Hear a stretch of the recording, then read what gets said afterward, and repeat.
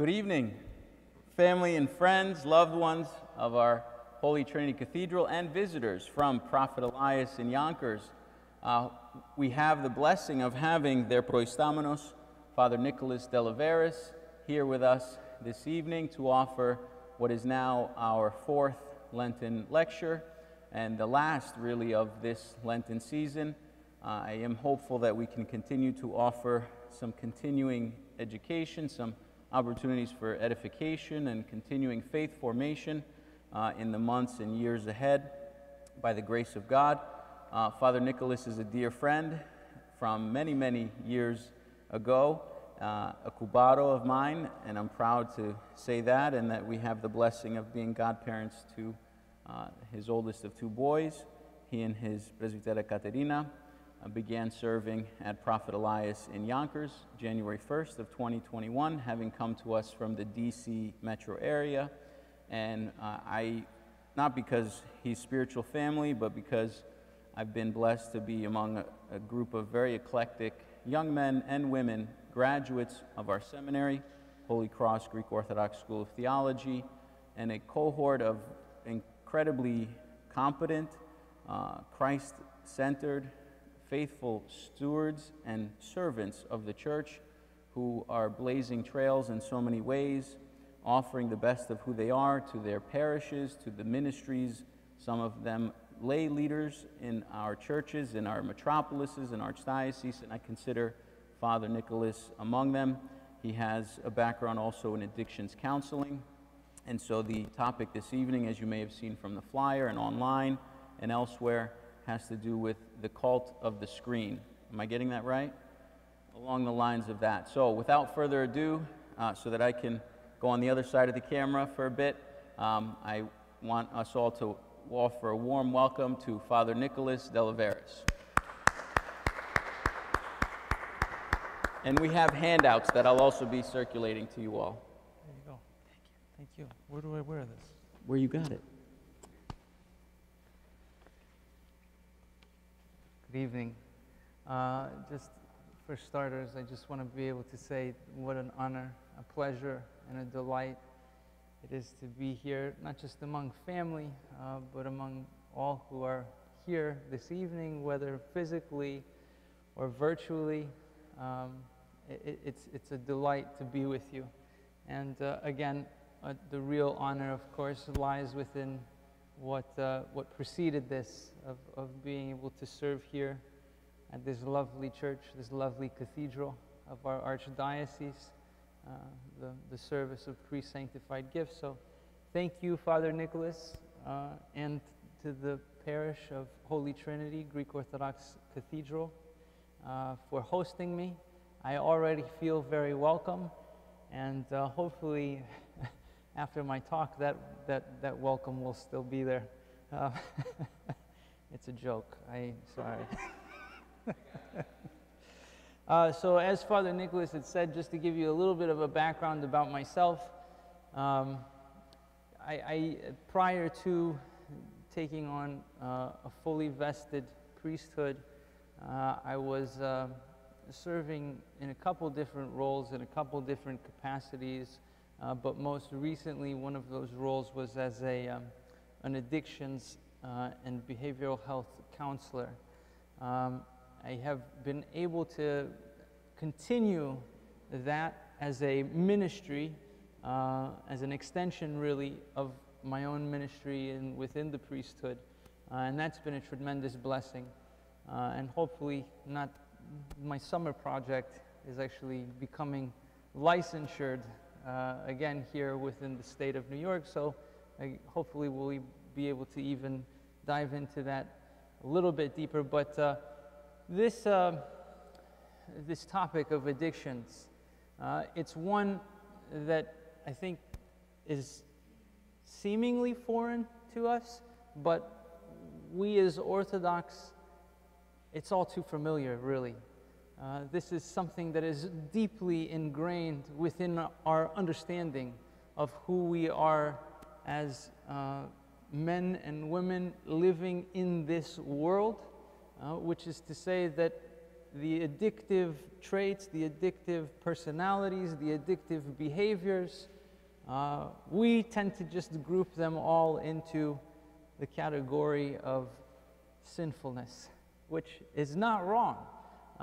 And as a matter of fact, when we think about this sinfulness and how it becomes habitual, and how we find ourselves oftentimes struggling with the same things over and over and over again, we find an immediate level within the playing field of the addictions and behavioral health community, in that we all realize that we're broken.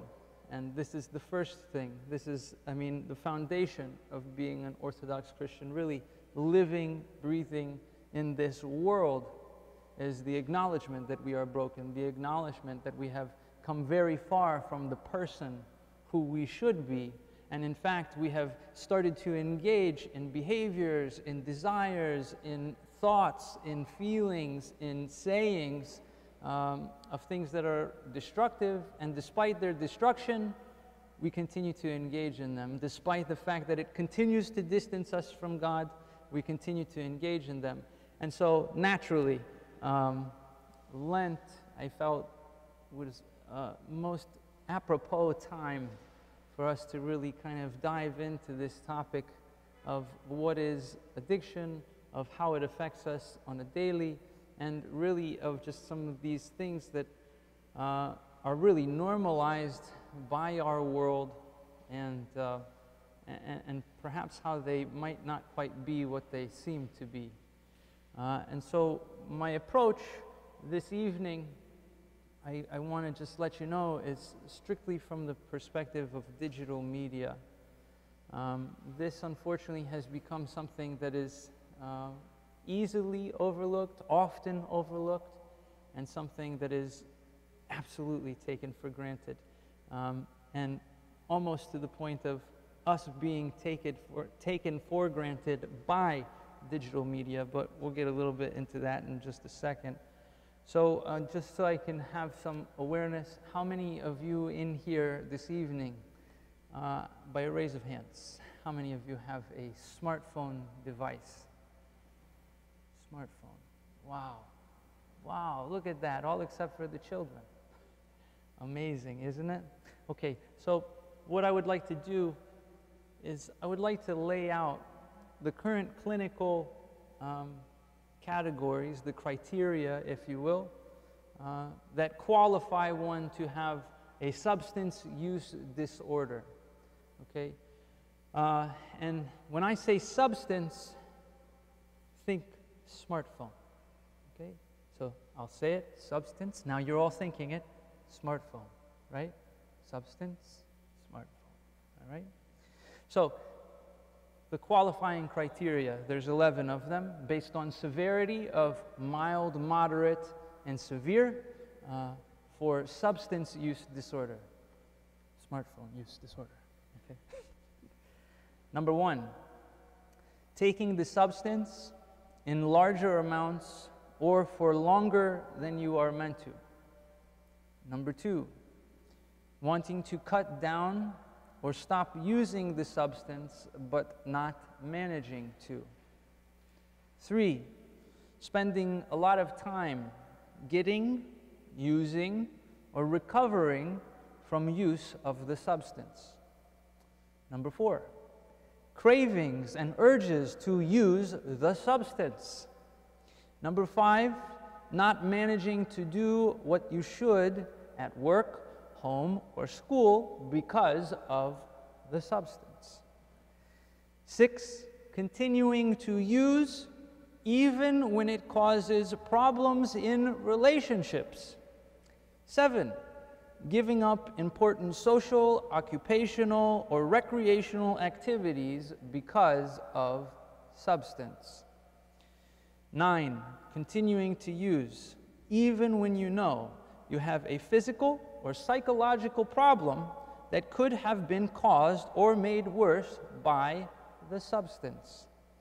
Number 10, needing more of the substance to get the effect that you want. This is so-called tolerance. And number 11, development of withdrawal symptoms, which can be relieved by taking more of the substance. So just by an anonymous poll, everybody close your eyes. By a raise of hands, how many of you met 2 or more of the criteria for substance use disorder with regards to your cell phone or smartphone, rather? Okay?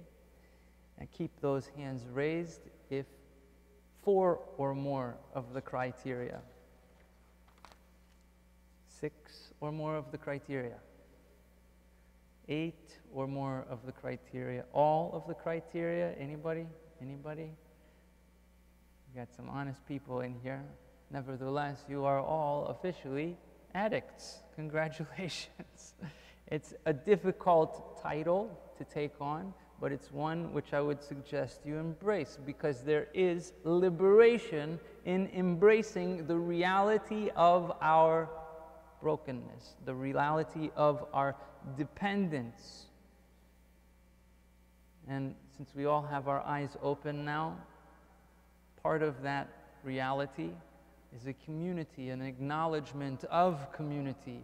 So, all together, how many of you believe that you may have an unhealthy relationship with your smartphone? This is, for all intents and purposes, your first Smartphone Addicts Anonymous meeting, okay? This is what we have thus done. We have just come forward, we have analyzed, we have acknowledged, and we have confirmed our powerlessness over this thing which dwells within an arm's length at all times. The reality of this is affirmed by perhaps the fact that this substance, our smartphone, okay, is something which is a constant presence within our lives. The constant presence of the smartphone is not something which I think we can all understand. It is not something that is natural. At this point, I really feel the need to put out the disclaimer, okay? I am not a Luddite, okay? Though I am from Pennsylvania Dutch background, part of me, okay? I do not subscribe to the Luddite mentality, which is to say that I do not write off technology, okay? I think there are some tremendous blessings that can be received from technology, and especially during this time period that we've been living in, this very strange COVID era. We have definitely seen some of those benefits of technology. I would also like to just put it out there of saying that technology, when used appropriately, is one of the greatest tools that we have available to us as Orthodox Christians. More on that later. It's also at this point in time within the lecture, within the talk, that I usually present you all with stats, which either make you feel better about the fact that you've just acknowledged your addiction, or way, way worse. Either way, it's good, it's cathartic, embrace the process. However, one thing I will say is that in the talks that I've given on this topic, this is the first time, admittedly, that I'm doing them with the statistics from the COVID era pandemic.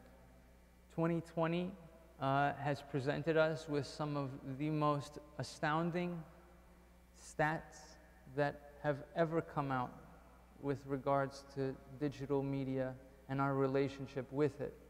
Not only is it astounding, it's shocking, and if we get too far into it, it becomes very depressing, incredibly depressing. And so I'm really only going to highlight just one statistic from our COVID era, and then we're going to jump in Doc Brown's time machine, okay, and head back to 2019. Because I think that these statistics, the 2019 statistics, probably give us a little bit better of an idea of what regular use would be. But here's our 2020 statistic, and I really ask that you brace yourselves for this because it's flooring. And that is that since the COVID pandemic hit, the average adult has been spending, again, on average, so adult meaning somebody 18 and older, 13.5 hours using some form of digital media per day. Which, to put this into perspective, the average waking day for any given individual is 16 hours. And so what we're talking about here is that this number, 13.5, really only leaves 2.5 hours for face-to-face interaction with another person. Because what we have to put out there again as yet another affirmation and disclaimer, okay, is that there's no such thing as being present with technology, okay? There's no such thing as being present with technology. Click your heels together as many times as you want. It's not going to change that fact. We cannot be present with one another. We cannot look one another in the eye. We cannot acknowledge on just a neurological level a relationship with somebody if we have technology in between us. Which again, another level of disclaimer here. Whatever I'm about to say is not, again, it is not. Do not let the black robe fool you. It is not coming from a place of judgment. Whatever it is that we're about to talk about, whatever it is that we're about to discuss here, is absolutely coming from a place of total concern and awareness, okay? So this is to bring us, again, into the reality which we are presented with here, okay? And that is the reality of a regular human being living in a digital age, okay? So 13.5 hours during the COVID era. Of that 13.5 hours, 4.3 hours on average were spent specifically with apps or web access on a smartphone, okay? So again, putting this all into perspective, that means that most of us who are polled for this, this statistic in particular, have probably entered into telework. Perhaps some of you saw the hilarious, yet at the same time disheartening New Yorker cartoon where it's a guy sitting at his desk and his bed's right next to him and he's saying, I can't remember, do I work at home or do I live at work, right? And it's just this strange existence that we have right now, which is to say, again, that I think making maybe this number 13.5 a little bit more manageable for us, we have to put into perspective that this is inclusive of that working at home, that teleworking community. Now with that being said, let's jump in that time machine, okay? Go back to 2019. So that number, 13.5, it drops down. It's a significant drop, but it is still a concerning number, which is to say that in 2019, that number drops from 13.5 to 10.4 hours a day on some form of digital media, which again, what we're talking about with the digital media is we're concerning ourselves with this, the common phrase, grouping it all together, is screen time, which is to say any time that we are worshiping at the idol of the screen, right? Any time that our attention is given fully over to a screen in front of us, no matter what it is that we're consuming, no matter what it is that we're doing, that screen time hour for 2019 is 10.4 hours a day. Anybody have a guess on the average times a day a smartphone was checked in 2019? How many times a day a smartphone is checked in 2019? 200. That is an honest answer. A little high. The actual number is 150. 150 times a day is the average number of times that somebody checked their cell phone in 2019, which, again, if we put that into perspective, this is a concerning amount, right? Because we're veering on 5 times every hour, which really means we're really checking our phone at least every 10 minutes. I can't think of something that I do every 10 minutes. Can you? Just food for thought there. Okay, and so moving on now, statistics-wise, to the telltale heart of it all, which is our children. During 2019, 9 hours is the number that is given to screen time for those between the ages of 12 and 18 on average in America. 6 hours for those in between the ages of 8 and 12 in America.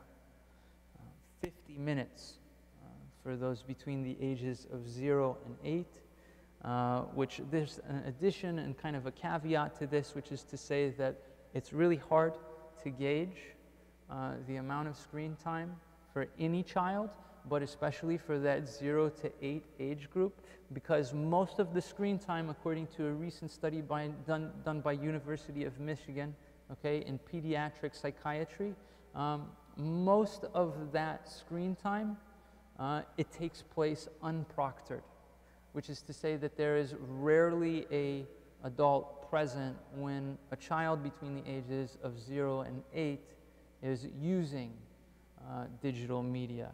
And in fact, the recent poll that was done by University of Michigan, they polled, I think, almost 370 families. Of those 370 families, 35% of preschoolers already had their own device, which preschoolers, right? We're talking 3 to 5, okay?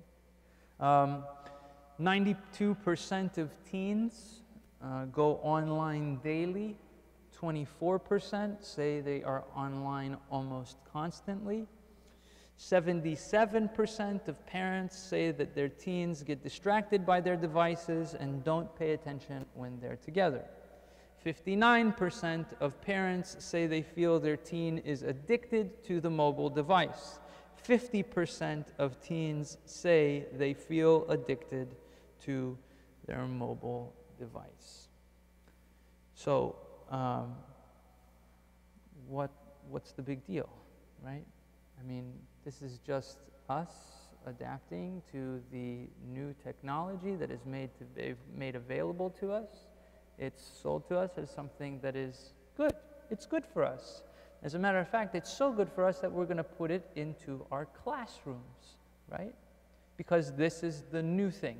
This has become the big frontier now, is digital learning within the classroom. So if our schools are embracing this, it must be good, right?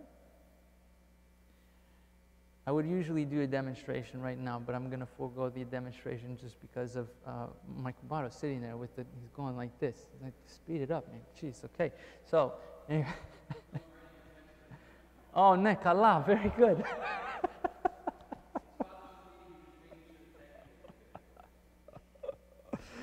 Oh, proving my point, and you don't even know it, brother. So the point, right, the issue with all of this lies within the harmful effects.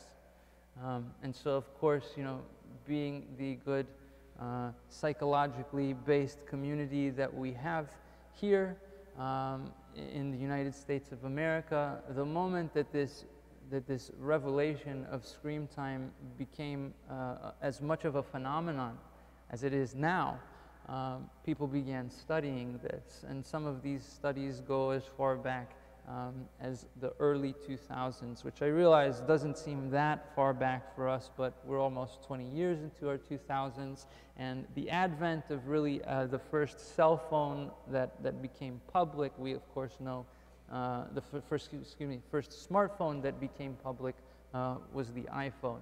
Okay, and I believe this was 2007, 2008 when this became very popularized. And so again, the second that this screen became a presence, people have started studying it. And so there is now a new classification with regards to our memory called digital amnesia. Digital amnesia. And so, for example, there was another poll that was recently done by a security company. And what the poll was asking is whether or not parents know the phone number of their child. Do they know their child's phone number by heart? And the resounding answer was, I knew it at one point, but I've forgotten it, right? And so that was 71% of those who had responded to that. And this was 6,000, by the way, 6,000 people who were on this poll. To get this statistic of 71%, that's a lot of parents who don't know their own kid's number, okay?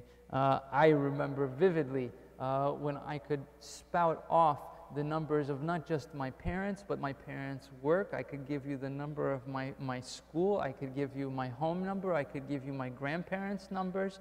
But now we've entered again into this age where this reality of digital amnesia, which is caused by the overconsumption of information, which is to say that we only have so much of a capacity to absorb so much information in our memory banks that it does away naturally, just like these fantastic machines that we love and care about so much, okay? It does away with memories that seem to be insignificant.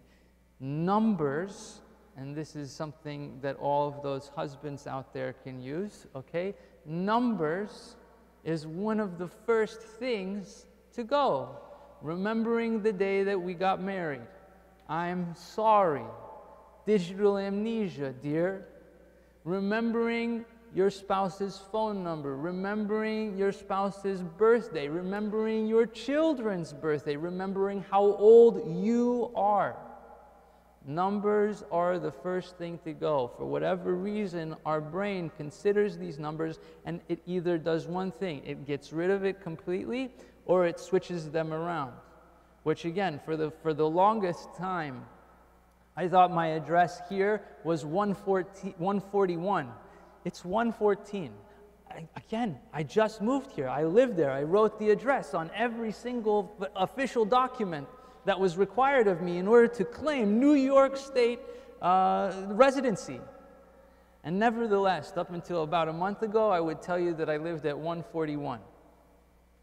This is digital amnesia at work. I'm telling you, it's not just because I'm, okay. So another portion of this digital amnesia that unfortunately takes place is not just within this memory loss, okay, but it's also within information retention. Okay, so information retention, which is to say that, for example, can you think of the last article that you read? Now, it may very well have been 5 hours ago, it may have been this morning, it may have been last week, but if we can't even think about that last article that we read and remember the title of it, remember the topic of it, or perhaps even remember one specific thing from that article, it is because of the overconsumption of news, the overconsumption of information. It is a blessing, again, once and for all, to have such an infinite source of wisdom at the tips of our fingers. However, what we're coming to realize is that there is a limit. We cannot consume everything. It's not an all-you-can-eat buffet, right? We can only consume so much per day. And what we are also finding is that retention, Okay, the retention on the digital screen versus the retention from a piece of paper with words on it, the tactile sensation, we come to realize there is a memory which exists within turning a page. Okay? With that turning of a page, it's giving our brain space, it's giving our brain the ability to process, to categorize, to organize. Whereas flipping a screen like this, there's no opportunity for that. It's just a rolling stream, constant, going on forever and ever and ever, as long as we want. But again, the issue becomes, how much of that information are we actually retaining?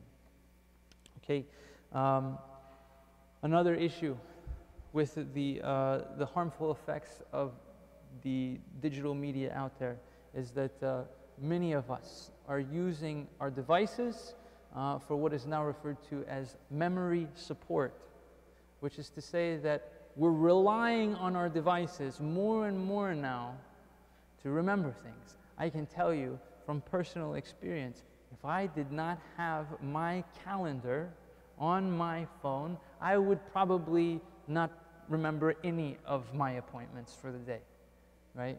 Even if I made that appointment that morning, or even if it was an important appointment, I had to ask my wife 3 times, when is the talk? Really? Come on, it's on the calendar, right? We've got a calendar on the wall. You've got a calendar in your pocket. You've been preparing for it. You can't remember when the talk is? Again, you know, the more that I'm revealing to you, the more that I'm wondering if maybe it is me. But at the end of the day, I can tell you honestly and surely that I am relying on my device as memory support. Another portion of this memory support, and this is really going to upset those Instagrammers out there. It really is. I hate to say it, okay, but our reliance on photography, on digital photography, for the sake of memory, we've now come to realize actually alters the memories themselves. I'm going to say that again. The reliance on digital photography alters the experience of a memory itself. How is that possible, you may ask? Well, I'll be happy to tell you. Okay? So what we happen to realize is that we become so hyper-focused on documenting, oh, another proof in point, that cell phone ring, goodness gracious, it's not your fault, it's not your fault, it's just who we are, right? Okay, but this reality, okay, of documenting, we're hyper-focused on documenting. I have to take a picture of this. How many times during the day do we say this? How many family functions? Is it all about the pictures, right? And so in becoming so hyper-focused about the taking of the perfect picture and making sure we share it on Instagram and Twitter and showing everybody how awesome of a family we have and this beautiful lifestyle that we live, the lifestyles of the rich and famous, thank you very much, okay? We've lost on the experience completely. Completely, right? Because when we consider what is an experience had, an experience had is touch, it's taste, it's smell, it's our surroundings, it's knowing about the surroundings themselves. Me being here, yeah, sure, I can take a picture and I can remember, oh yeah, I remember that time that I gave that talk, but there's so much more to it. There's the building itself. There's you all sitting here. But if all I have is a picture of me standing here on the solea, and my focus was on getting that picture of me standing here on the solea, you all have disappeared from my memory. I'm not going to remember your faces. I'm not going to remember how many of you were here. I will probably tell everybody when showing that picture, there were 150 people here. I stacked the place full. And they all applauded. They were great, wonderful. They're so participatory, right? No. Again, I'm going to make up just based on this picture that I have already prefigured inside of my head, right? And so this idea of memory support, which we become so reliant on with our devices, is actually diminishing our experience itself. How am I doing on time? I'm okay, great, excellent. Another portion here that we have to consider with regards to the harmful effects of digital media is, and again, this is unfortunately not something that is limited to children, but I will say it is something that affects them most dramatically, and that's the development of the frontal cortex, right? So our frontal cortex, which is to say our decision-making area of the brain. Through the study of what is now called epigenetics, okay, we've come to the realization that yes, the frontal cortex is developing most maximally during childhood. However, it continues to develop. Our brain continues to change. The entire sequencing of our existence, our brain chemistry, the neurochemicals which are being used to process experiences are changing constantly. And so because of this, we can say that it's not just the child's frontal cortex that's affected by this, but it's our frontal cortex that's affected by this, as adults even. Our decision-making skills become affected dramatically by the hijacking of our own neurochemistry through the reward system, okay? Which again, one of the big chemicals that everybody seems to always know about is dopamine. There are actually a lot of chemicals involved in the reward brain chemistry process. Okay, this is of course the one that everybody knows about because it's the one that makes us feel good. But there's also some other chemicals taking place. I'll spare you the names, but you know, there's essentially one which helps us solidify that action that does reward the dopamine. Okay, and so there's a feedback loop taking place here. And so what we're talking about is I'm having an experience, I'm receiving the dopamine, and that experience is being cataloged inside of my brain as a good experience to have. And because I'm acknowledging that that is a good experience to have, there's another part of my brain that's telling me, do more of that, press that button again, right? Press that button again because that dopamine is going to come back to us again. We're going to feel good again, and then we're going to solidify that memory-making experience all over again. And it's just this cycle on repeat over and over and over again. But if we think about these brain pathways inside of our mind as a valley, for example, or forget about the valley, let's do something a little bit more serene. Let's do a nice stream, right, running through a prairie, okay? And we'll consider those neurochemicals to be that stream of water running through the prairie of our mind. Now, the more of that dopamine that we pump through that stream, the wider it gets, right? The wider it gets. And over time, we keep pumping that dopamine. But our body has a limit. It has a security block in effect, which is to say it's only really going to give us as much dopamine as it thinks that we need. Which is why that first time use of your smartphone was the best. And you can never, ever lose that memory. My first smartphone, oh my goodness, I remember my first smartphone like it was yesterday. It blew my mind that I could listen to music on the same thing that I talk with, right? Amazing, fantastic. And I can access internet, wow! Right? Now today, this is child's play today, forget it, okay? But the reality is, okay, is that dopamine, that stream of dopamine, that steady stream of dopamine has carved out a valley inside of my mind that is way deeper than anything that could ever be filled just by listening to a song on my smartphone. And so I seek out more. I look for more opportunities to use that dopamine-giving device. Or perhaps I even upgrade to bigger devices. I upgrade to devices that do the same thing, only it's a bigger screen, right? Not only is it a bigger screen, but hey, I can also take panoramic pictures with this, right? Again, you see how this is working, right? We're being fed here, okay? I'm going to go directly from this place into a place that's a little bit dark and horrific, because again, going back to this reality of the child's decision-making skills, right? The child's frontal cortex being affected by this. I want to go back to that group of 0 and 8-year-olds whose most of their screen time is completely and totally unproctored.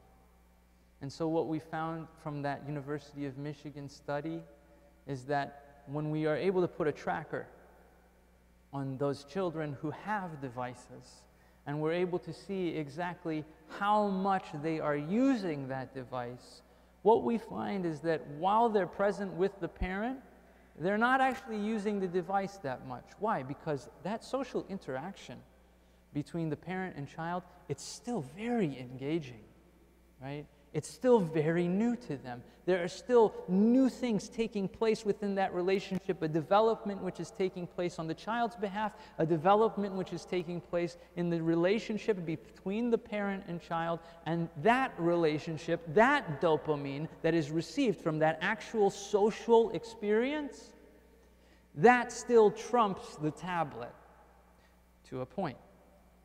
What we find within this study is that the majority of use takes place within this 3 to 5-year-old bracket for those children who have been left alone with their devices after that interaction with the parents.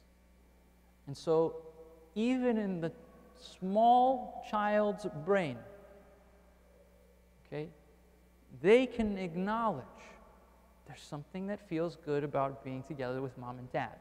I get a similar effect in being together with my favorite cartoon characters. And I feel a relationship being built between me and Daniel Tiger, right? And so me and Daniel Tiger, we have this relationship. He's my buddy. And he introduced me to all of his friends, right? And so not only do I know about Daniel Tiger, I know about Daniel Tiger, right? I know about Oh the Owl. Can you tell that I have kids? Right? I know about Tiggy. I know about his mom, Mom Tiger. I know about Dad Tiger.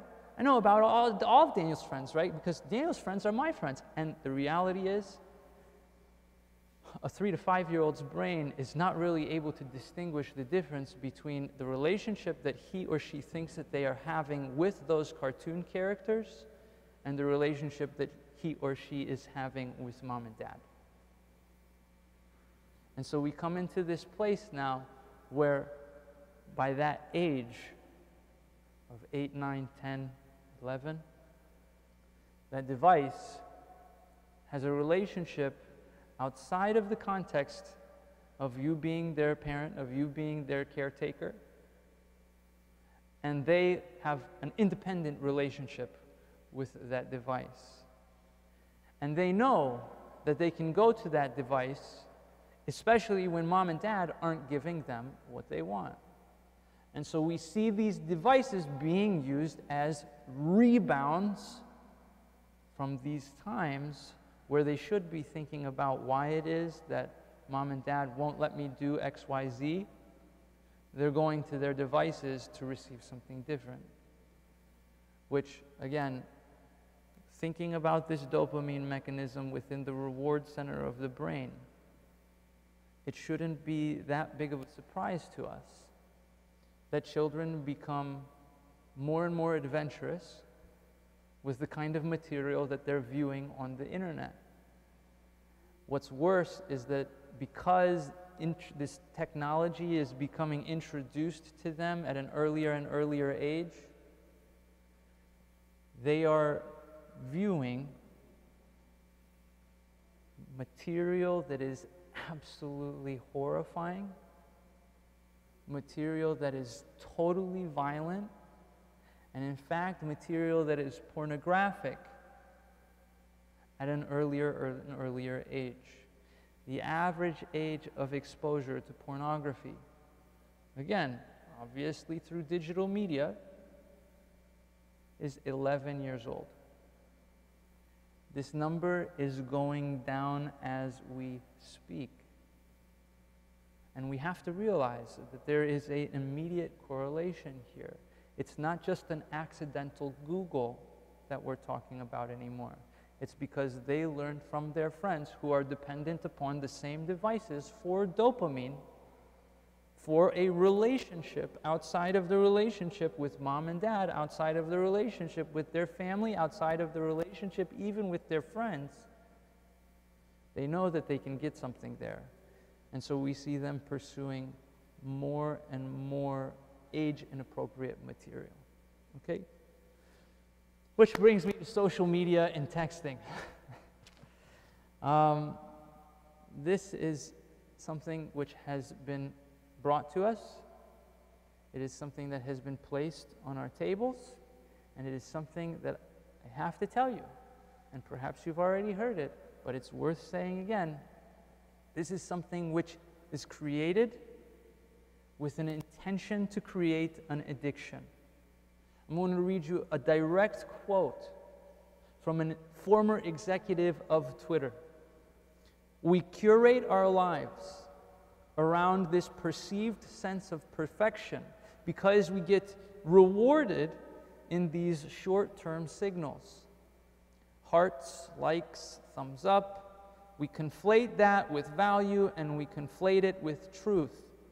And instead, what is really fake, brittle popularity is what a short-term effect, and it leaves you with an even more vacant and empty feeling than before you did it. You don't realize it, but you're being reprogrammed." Yikes. So there's an acknowledgement here. And this acknowledgement hasn't just been made by Twitter, it's been made by almost all who participated in the social media vacuum that is now a large portion of that time spent in front of digital media. And with this idea, we go towards our brain scans, okay? And what's revealed to us by our brain scans is that what these social media devices, what the digital media devices, what they're all doing to us over a prolonged period of time is actually diminishing our states of actual social experiences. And it causes us to have a naturally lukewarm brain, if we want to call it that, which is to say that anytime we're in actual social scenarios with other people, occurrences of social anxiety disorders are spiking. I mean, out of control. Why? Because there's no longer the barrier, right? With technology, we have the barrier. The barrier is built in. It's what makes social media so appealing. This idea that somehow Twitter is the Athenian Forum is totally bogus. The Athenian Forum took guts. You had to go up there before the best of the best and state your case, which is why Paul the Apostle was one of the only ones who was able to champion such an arena. Because it took guts, it took know-all, it took a reception of being critiqued. With social media, and even with majority of our digital communication, we lack that reception of critique. And so we just shut it off. So naturally, social anxiety cases spiking. The experience, or rather the inexperience of social interaction, and this is especially prevalent amongst our minors, is starting to get to the point where it actually mirrors personality disorders, which is to say that the immediacy to respond to distraction, which when we think about it, this is what the cell phone is excellent at doing. It gives us this alarm, it gives us a vibration, it makes us feel that there is some immediacy of a need to respond. Even when we're with another person, we say, hold on, let me get this text message. Are you kidding me? If they texted, it wasn't that important, right? Or, hold on, let me take this phone call. I mean, who do you think you are, Barack Obama? Are you kidding me? No. We're here. We're having a communication, and something vibrates in your pocket, and you're willing to stop everything for that? There's a problem here, right? There's a problem. So this immediacy to respond to distraction, again, the personality disorder here that we see it being mirroring, and the behavioral disorder that it's mirroring is ADHD, okay? Again, this habitual use of the devices is, of course, mirroring obsessive-compulsive disorder, which, again, we think about this, right? All of a sudden, the guy who's washing his hands 150 times during the day for COVID, we look at him and we say there's a problem. We're checking our cell phones 150 times during the day. Actually, during COVID, it's 300 times per day, okay? 300 times per day during COVID, and somehow there's nothing wrong with us. There's a problem here, okay? All of this is to say that the constant tapping into the reward system of our brains preconditions us for addiction, okay? And this is exactly what we see taking place. Is now what we see is that this platform of digital media has really become a launching pad for other addictions. Shopaholics Anonymous, right? This is a big one. Again, we have the pornography, which is a really, really huge problem. It's really, I mean, we're talking beyond epidemic levels here, okay? The availability, okay? The availability of drugs online is a reality, okay? And if you don't believe me, just ask your kid, because they know where to find them. They know where to find them because of these sources of digital media. I'm not sitting here telling you that if your kid has a smartphone, that they're doing drugs. That's not what I'm saying. However, we have to realize that there's a level of influence here that's coming from mostly from those social media platforms, but also from the advertising, which is just thrown in their face on a consistent basis, right? You can't watch one show all the way through without seeing a product being advertised. There's a whole, I mean, you know, there's a whole career that's created for this sort of thing, product placement, okay? And believe me, if you're not buying into it, our kids are. And so when they see somebody using a vape on one of their favorite TV shows, that's what they're going to go for. And they're going to figure out how to acquire that vape. And they're not going to be asking us as parents or aunts and uncles, right? They're going to ask their friends, but they're not going to ask their immediate friends most times.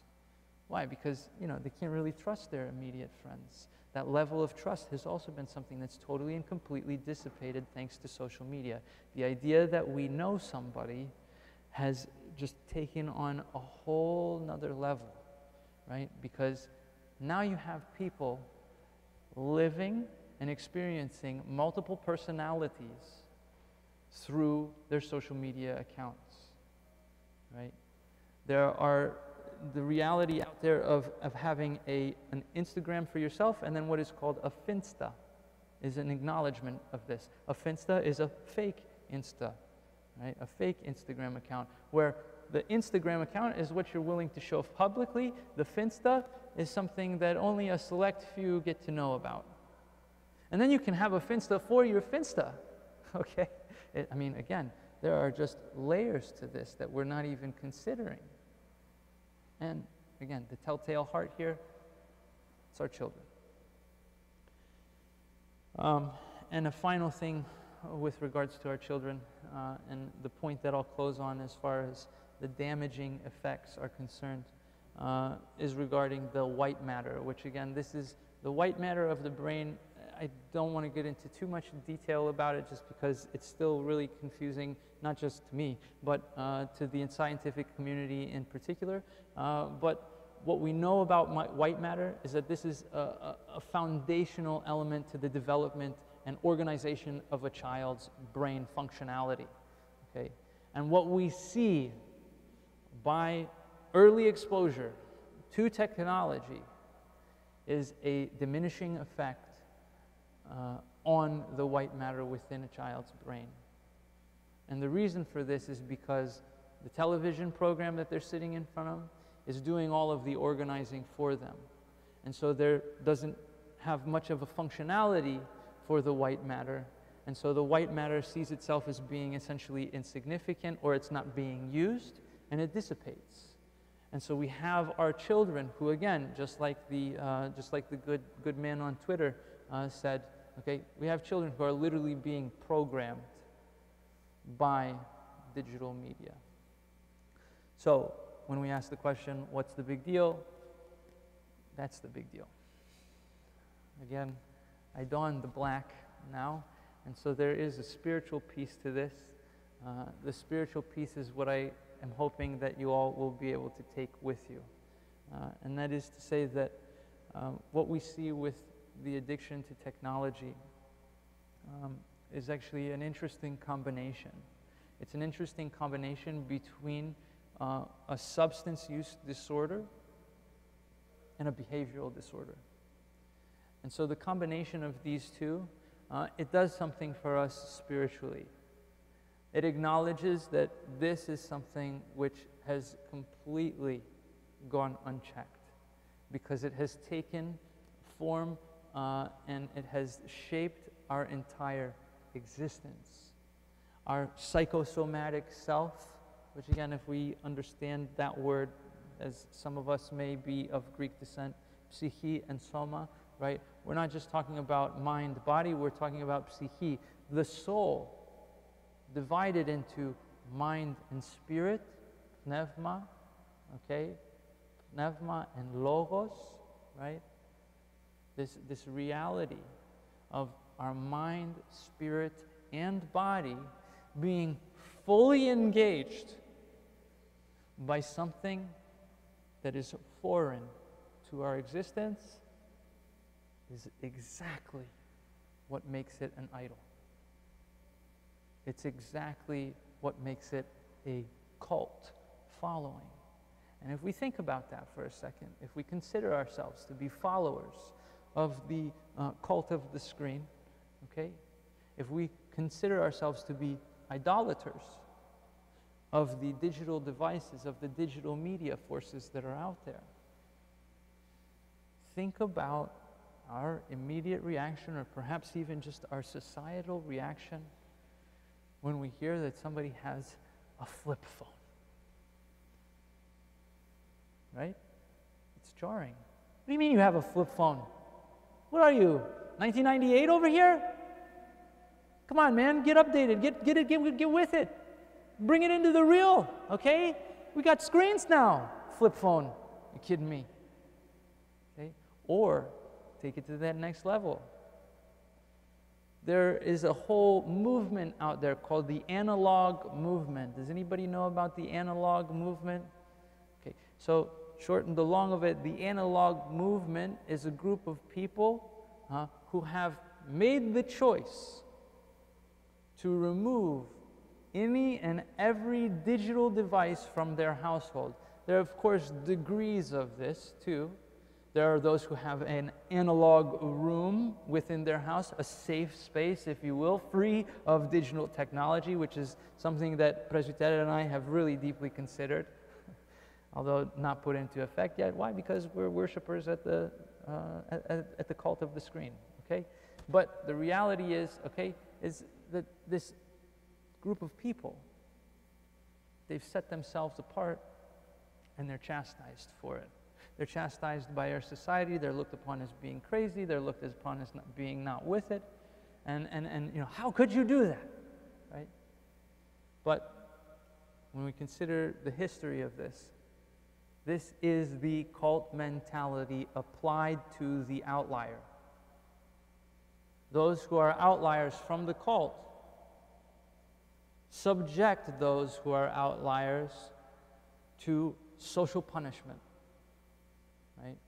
They push them to the sides, they call them names, they say that their way of life is not natural, that it's something which we cannot and will not accept as a society, and there you have it.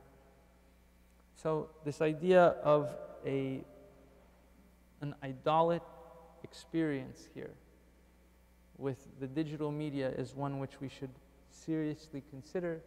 It's one which I think we have all probably by this point in time affirmed that we are participants in on some level. And so you're probably asking, okay, it's Lent. How do I do this? What am I supposed to do? What's the next step here? I've put, I think at the back, oh, you handed them out. What a good man. Okay, so you have for yourselves and for your own enjoyment, for your own edification, a little booklet before you. And for those who are joining us virtually, as much as it pains me to say this, you can Google it. But the work is called on the words, "Give heed to thyself." And this is a work by Saint Basil the Great of Caesarea. And what I've done is I've gone through and I've kind of selected 7 maxims from this work that will help us kind of combat some of these immediate temptations into the cult of the screen. Of course, the obvious recommendations here are kill your social media completely. But again, I don't want to scandalize anybody and say that this is all bad. I understand that there are good avenues, but this is more of a moderation issue than anything else, which again, we have to realize that this is the bottom line here. Moderation is key for this. If the analog nation is something which you know, if it's something which you take a liking to or even like the thought about, it's something which you can easily experience simply by turning off your phone, putting it away for a while, and seeing what that feels like, or again, even going to the extreme of not using computers, but at the same time, I don't want any of you good people to get fired. I know that the majority of your jobs take place and require the use of a computer. So it's really all about intentional moderation. The 7 maxims, which I'm about to present you with, are perhaps ways to go about doing that. And that booklet in and of itself is another tool which I would suggest that you put to use, especially during this, the last and a half week of Lent, okay? Which is to say, anytime you feel that urge, anytime you feel that craving to go for your pocket, make sure you've got the booklet there, okay? Go for the booklet first. Go for the booklet first, and you don't have to read the whole thing through, although I can tell you that I've read this work probably 20 or 30 times through in my life, and every time something new, something excellent, something great is gathered from it. This is one of those works that is just totally and completely timeless and always seems to speak to whatever it is that I'm going through. And I think that it's especially relatable to this issue of digital media. Why? Because if there's one thing that we're not doing, right? If there's one thing that we're not doing when we have this device in front of us, it's that we are not being attentive to ourselves, right? We are being attentive wholly and truly to the device in front of us. Okay, so without further ado, I give you the 7 maxims in defense from digital addiction. On page 6, do not consider the accessories to your temporal existence to be of great consequence, and thus, in your zealous concern for these things, neglect the life which is of primary importance to you. There's a great phrase that I would like you all to familiarize with yourselves with right now, and that is, I'm not available.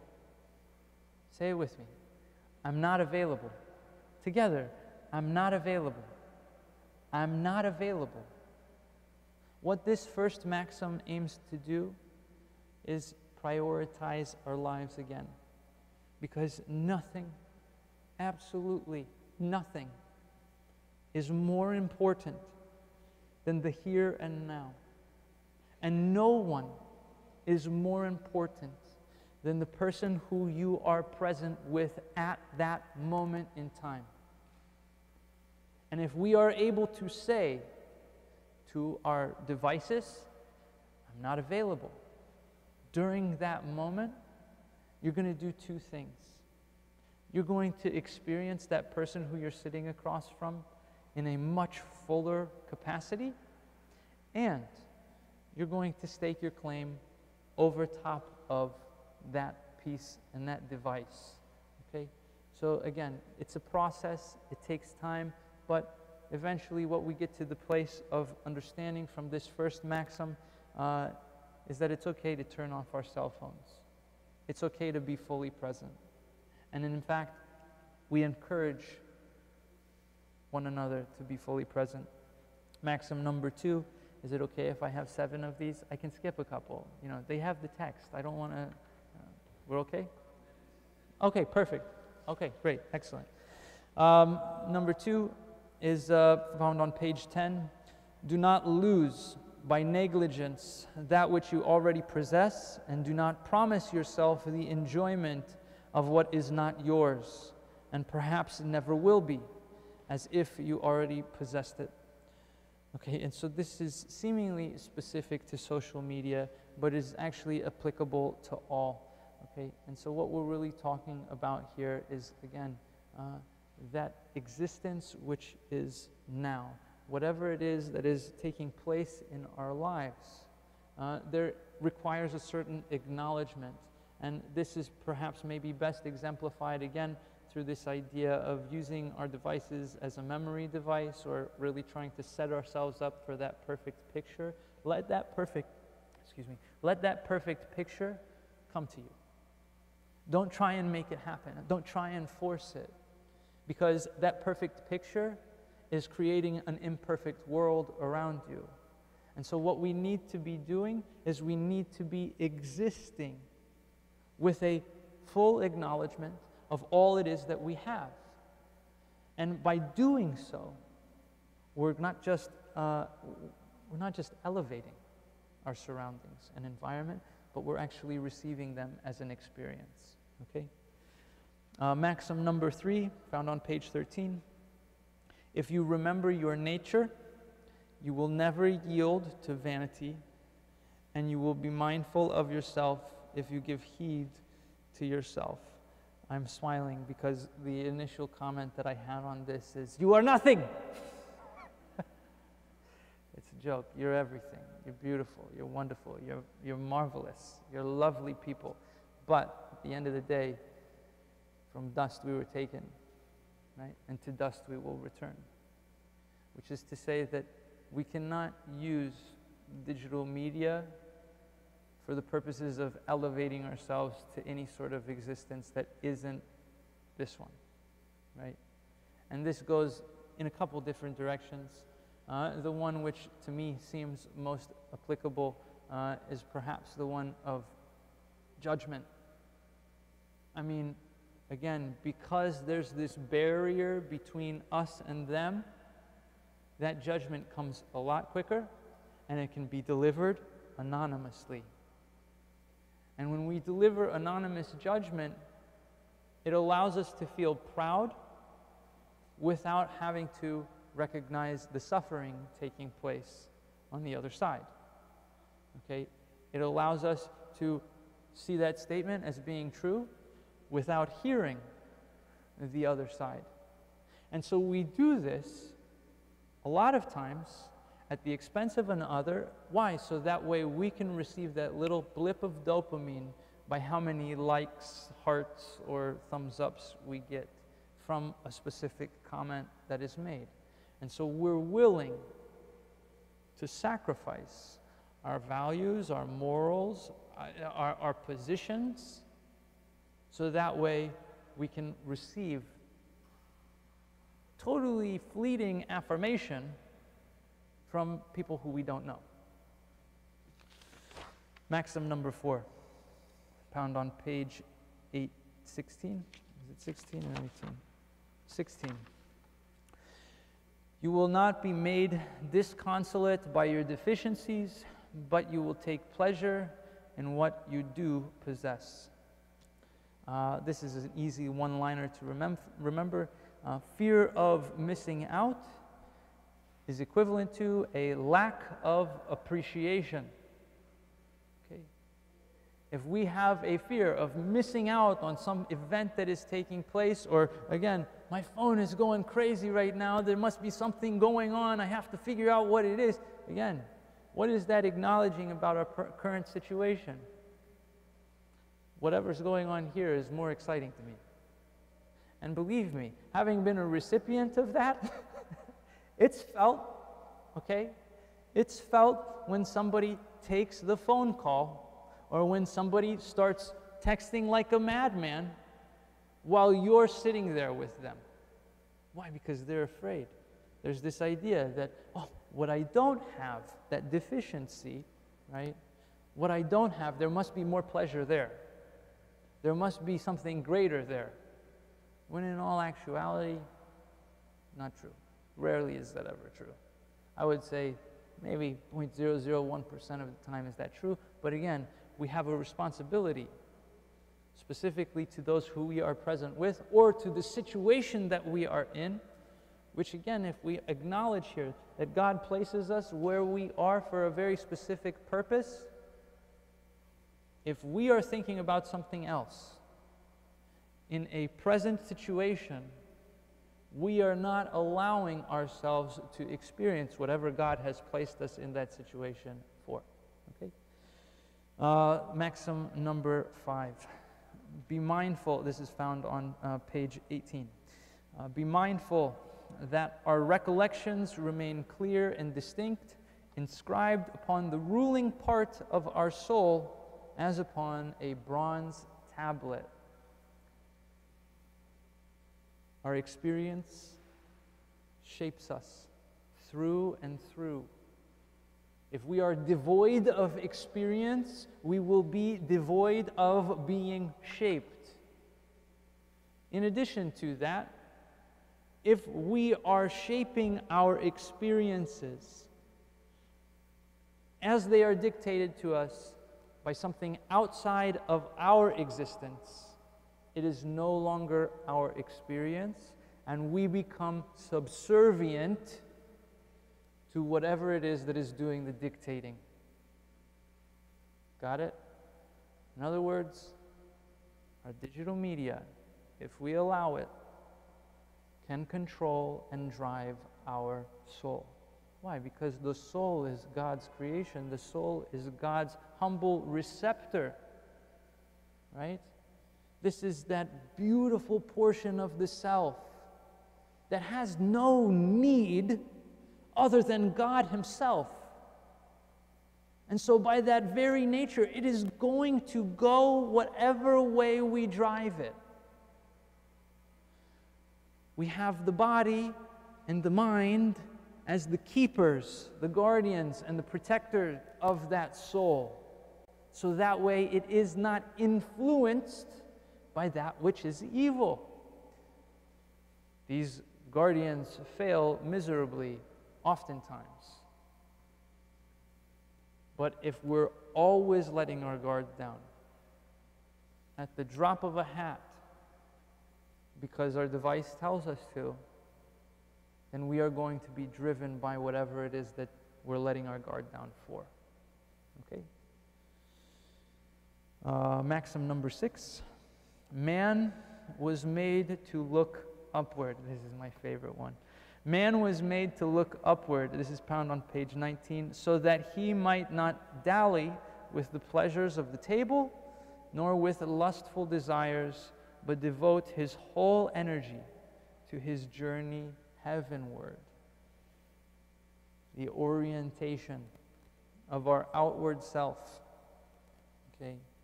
This is reflective of the orientation of the inward self. And just even the phrasing here, it's almost like Basil wrote this with our cult in particular in mind. Why? Because where are our heads? I almost hit somebody today. I mean, literally, just driving into the city today. I almost hit somebody. Why? Because they're worshiping at the cult screen.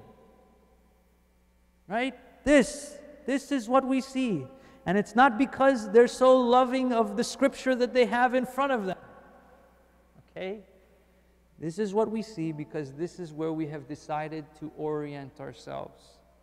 And in orienting ourselves to a screen, to a digital device, we have lost our orientation to God.